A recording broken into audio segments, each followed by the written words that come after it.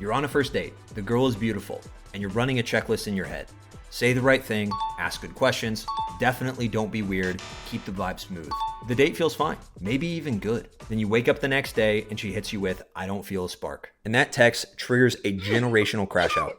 It's not that she sent you the text, it's that you tried so hard on this date and you still got the worst outcome. But what if I told you that's not bad luck? And trying too hard on first dates is one of the fastest ways to kill attraction. And once you see why, everything gets simpler. So if you want to stop getting hit with the, "oh, I'm just not feeling it" text, then I want you to stick around because I'm going to give you my 3 golden rules for running consistent dates that put you in the driver's seat. So it's actually you deciding if you want to go on a second date, not the other way around. Golden rule number 1 is familiarity. When you see her, go up to her as if you already know her and give her a hug. Be like, "wow, you look really good tonight."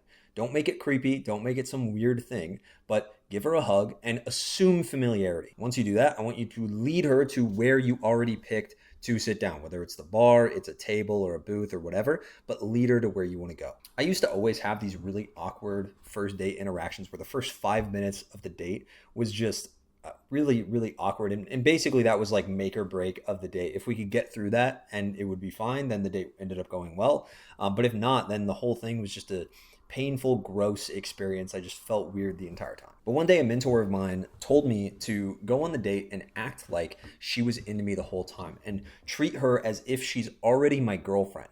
And I had like one girlfriend, I think at that point, like in high school, but I had enough of like an understanding that, when you have a girlfriend, you're not treating it as it's like the special thing that you could lose at any moment. You assume that she is attracted to you, that she's into you because she chose to enter a relationship with you. So you want to take that same mindset into a first date where you assume that there's a lot of attraction there. When you can do this effectively and you assume familiarity, it makes it a lot easier to spike her emotions and make it a lot more fun of an interaction because she's a lot more comfortable around you.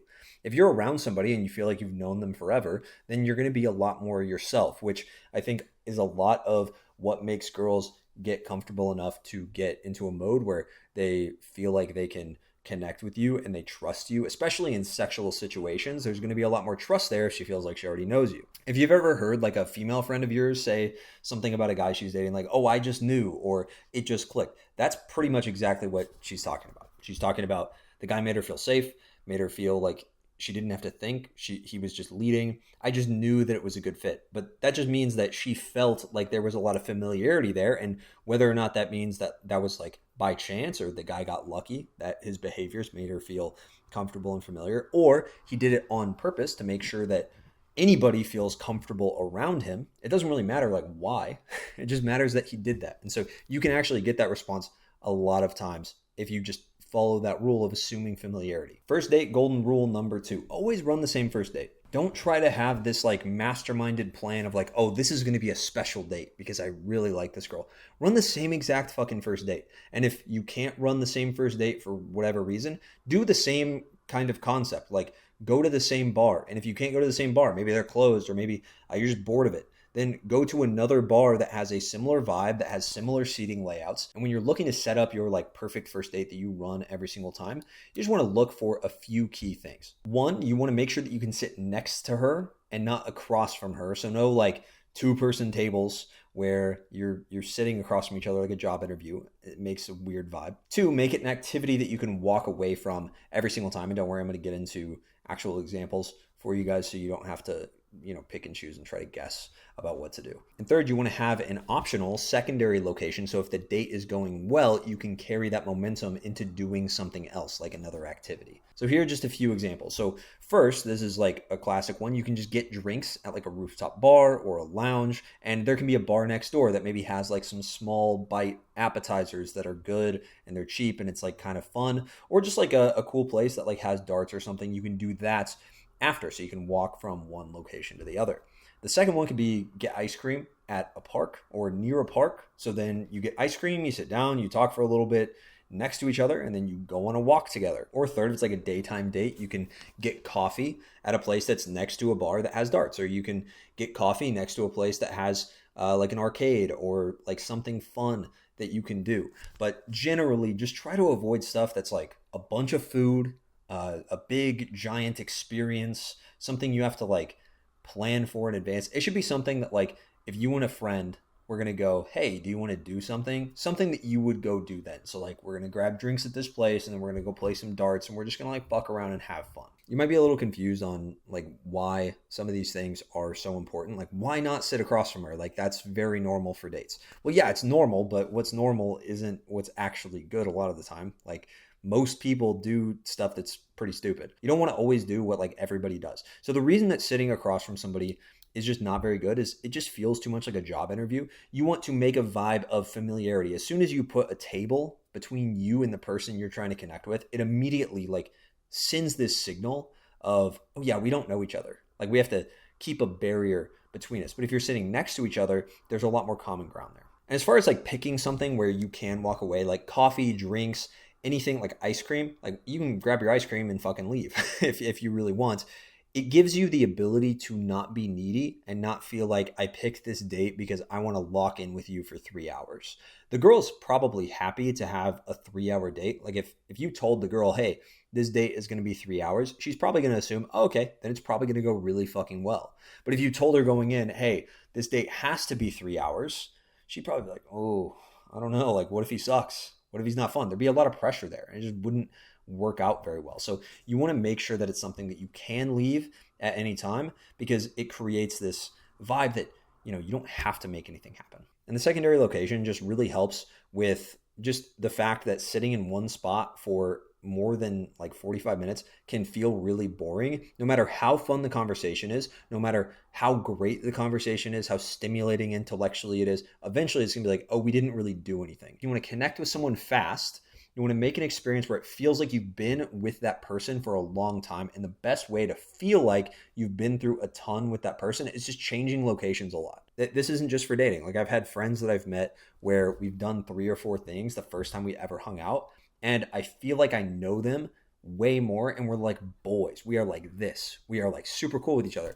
And the reason for that is because we did a lot of different stuff and we have a lot of different shared experiences. So that's going to create so much more comfort. It's going to make it more likely if you want to try to go home with the girl, say you really like her, you want to go home with her that night, it's going to make it a lot easier for that to happen. It's going to make it much more likely that she's going to just be straight up with you about what her schedule is for scheduling the next date. It's going to be way easier to just get a like more locked in feeling from the girl. She's going to be way more into you if you have this shared experience. We've done multiple things on a first date. Golden rule number 3 is to seed the pull or seed the second date. So whether your goal is to get a second date or it's to pull and go home and hopefully have like a fun night together, and I'll get into how to frame sex on a night where you're going home with a girl, because you definitely don't want to feel like you have to have sex or else I'm a fucking beta loser cuck that girls don't want to have sex with, because that's not very attractive.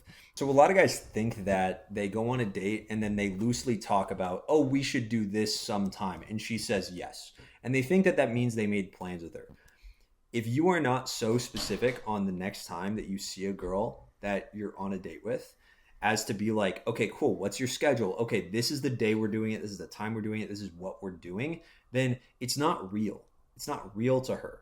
So you need to understand that if you don't make super specific plans with her on that first date to meet again, it's going to be a lot less likely that you guys are going to hang out again. And it's not even like she doesn't like you or anything. She just didn't commit to it in the moment. And if you're thinking that like that sounds way too logical, then yeah, it kind of does. It sounds kind of weird, but you have to do a few things in order to get to this point. So here's like a super simple framework for seeing the pull. This is what I have my clients do.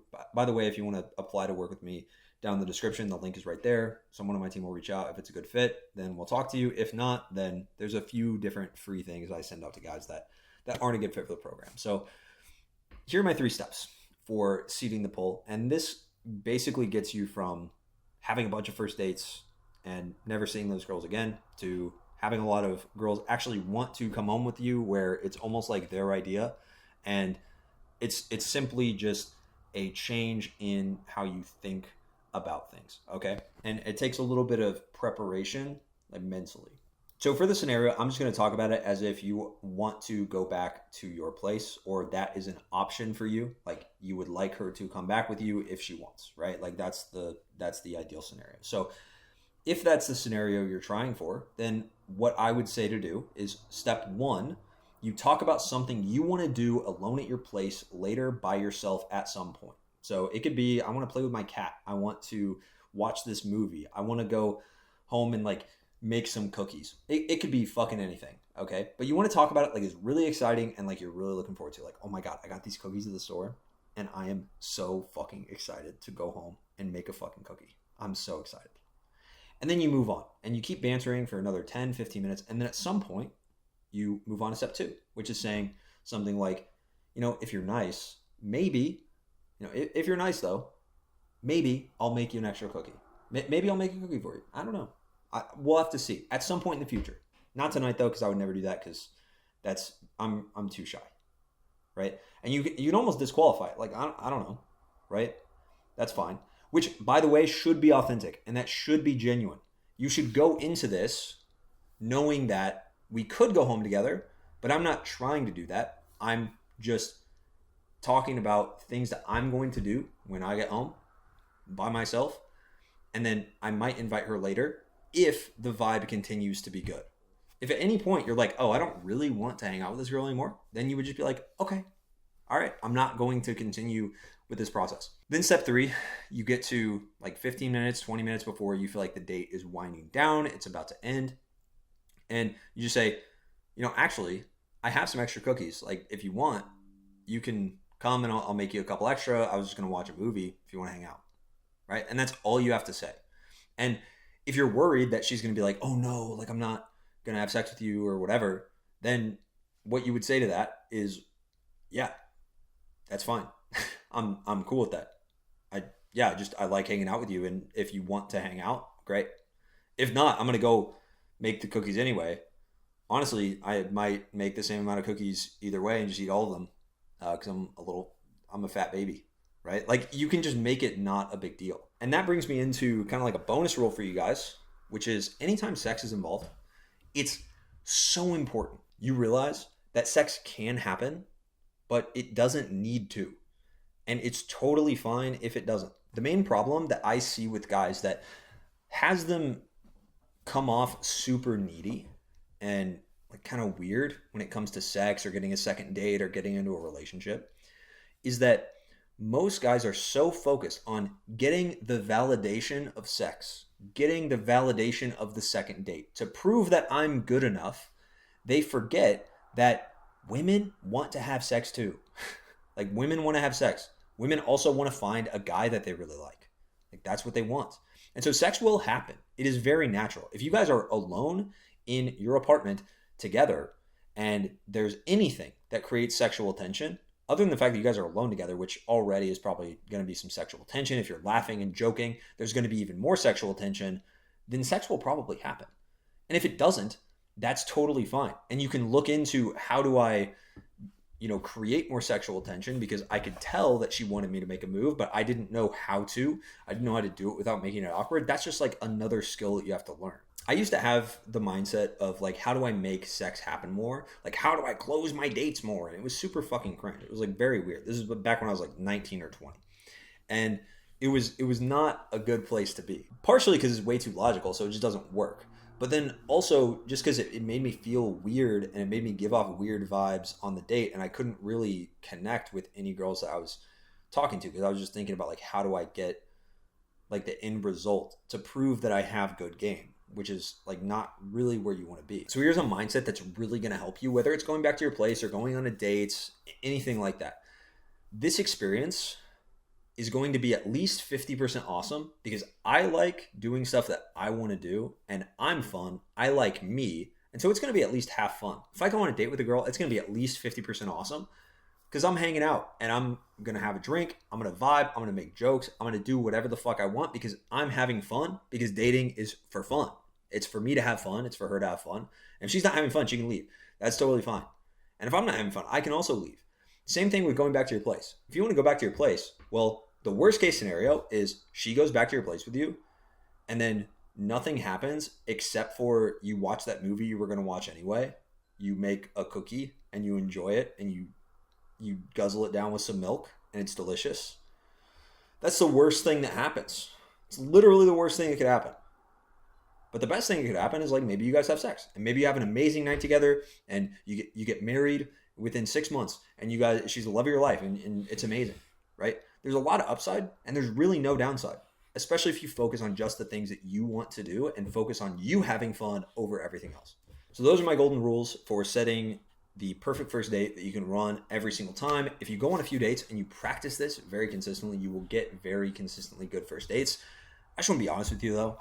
If you're not getting 2 dates a week, at least 1 date a week, but really like 2 dates a week, you're not going to get enough volume to actually practice this. So if you're struggling to get enough dates to effectively practice these strategies and this whole date setup so you can get actually good at it, so when you do meet that dream girl, you do meet that amazing girl for you, you don't fuck things up and you don't come off needy because you know what you're doing, then click the link below down in the description and you can apply to work with me personally.